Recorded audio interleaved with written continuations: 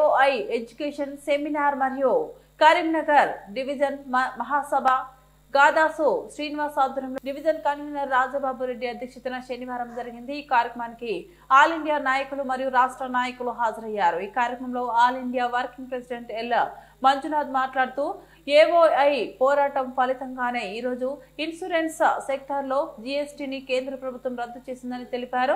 పలుమార్లు IRDA office దగ్గర మరియు ఢిల్లీలోని జంతర్ మంతర్ దగ్గర అన్ని డివిజనల్ ఆఫీసుల దగ్గర బ్రాంచ్ ఆఫీసుల ముందర ధర్నా కార్యక్రమాలు చేపట్టడం జరిగిందని తెలిపారు.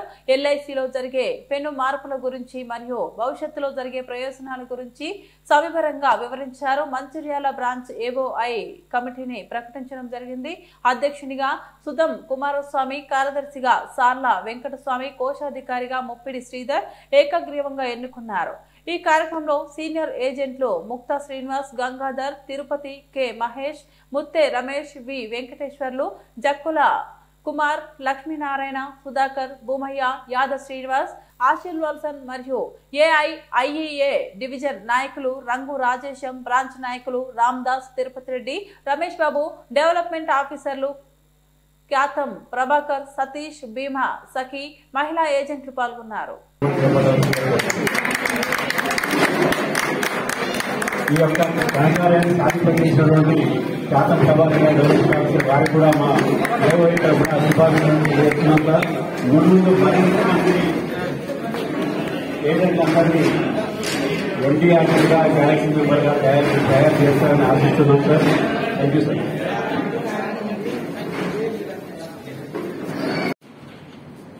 వచ్చినటువంటి రంగు రాజేశ్వర గారు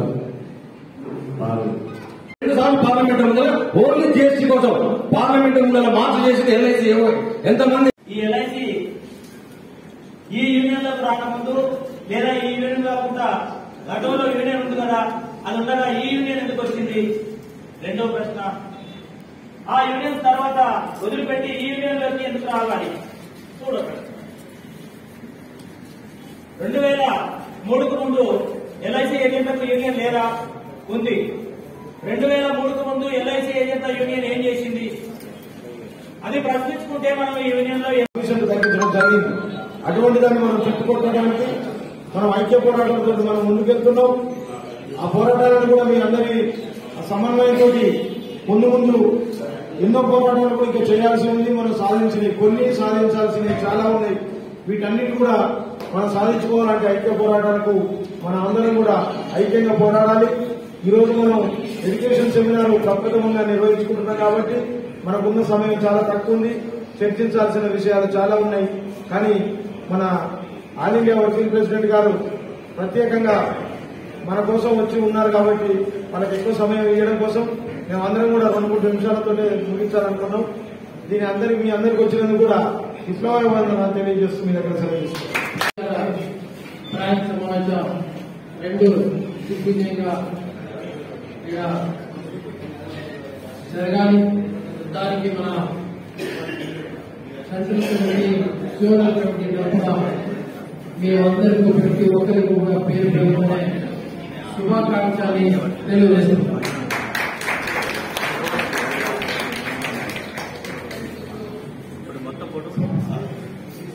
మన మిత్రులు చాలా మంది మాట్లాడతా కొన్ని విషయాలు కూడా క్లారిటీగా మీకు చెప్తా వచ్చారు. ఏవో ఎందుకు ఆగిపోవడం అనేది అప్పుడు మన సంఘానికి ఆహ్వానించండి. ఇవాళ జీఎస్టీ ఎవరిది? ఎల్ఐసి ఏజెంట్లకు ఏమన్నా బెనిఫిట్ ఆఫ్ జీఎస్టీ తీసేయడం వల్ల పాలసీ హోల్డర్ల బెనిఫిట్ కావాలని చెప్పి కదా మనం కొట్లాడింది. పాలసీ హోల్డర్లకే కదా జీఎస్టీ తగ్గితే ఆటోమేటిక్ గా వాళ్ళకు బోనస్ కూడా పెంచాలని కొట్లాడుతున్నాం. ఎవరైనా ఎప్పుడైనా ఏ సంఘమైనా బోనస్ పెంచాలని కొట్లాడిన సంఘాలు ఉన్నాయా? చెప్పండి, కాంట్రాక్ట్స్ ఉన్నాయా?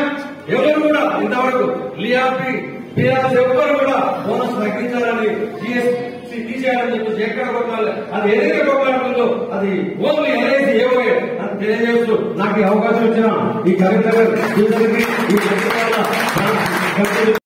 పాలసీ హోల్డర్ దగ్గర సంతకాలు తీసుకున్నాం. పార్లమెంట్ లో ప్రతి పార్లమెంటు సభ్యునికి మనం రిప్రజెంటేషన్ ఇచ్చి పార్లమెంట్ లో మాట్లాడిస్తే తప్ప ఈ జీఎస్టీని రద్దు చేయలేదు. ఎందుకంటే కేంద్ర ప్రభుత్వం అయినా రాష్ట్ర ప్రభుత్వం అయినా విద్య వైద్యం అనేది ఉచితంగా అందియాల్సింది. అటువంటిది మనకు ఇన్సూరెన్స్ చేస్తే 16% జీఎస్టీ వేసిన ఈ ప్రభుత్వ నిబంధనలు వ్యతిరేకిస్తూ పెద్ద పోరాటం చేసి మనం సాధించుకున్నాం. ఈ రోజు జీఎస్టీ క్రెడిట్ మనదే, ఎల్ఐసి ఇదంతా కూడా ప్రచారం చేయాల్సిన అవసరం ఉంది. ఇంకోటి మిత్రులారా, మనం ఏ పోరాటం చేసినా కింది స్థాయి ఏజెంట్ పోవట్లేదు. ఎందుకంటే మీ అందరూ మీ స్టేటస్ లో పెట్టుకొని మీ గ్రూప్ లో పంపండి.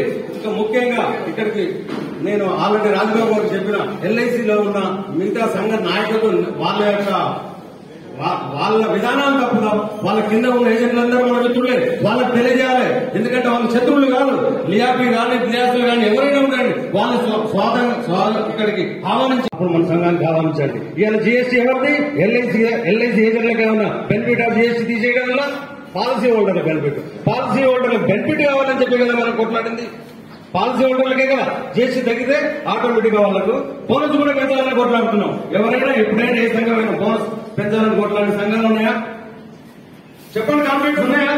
ఎవరు కూడా ఇంతవరకు లియాపి బిఆర్ఎస్ ఎవరు కూడా బోనస్ తగ్గించాలని జీఎస్టీ తీసేయాలని చెప్పి ఎక్కడ కొట్లాలి, అది ఏదైతే కొట్లాడుతుందో అది ఓన్లీ ఎల్ఐసి ఏవై అని తెలియజేస్తూ నాకు ఈ అవకాశం ఇచ్చిన ఈ కరీంనగర్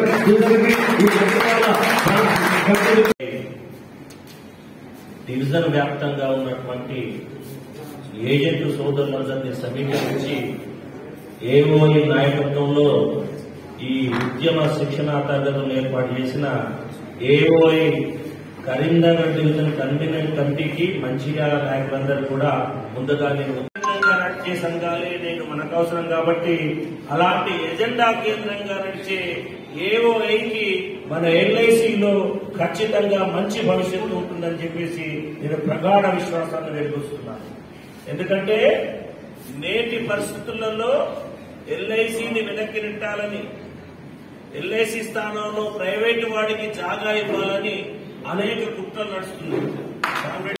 అందులో మన ఈరోజు ఎల్ఐసి ఏఓఐ కరీంనగర్ డివిజన్ మహాసభ మరియు మంచిర్యాల జనరల్ బాడీ జరిగింది.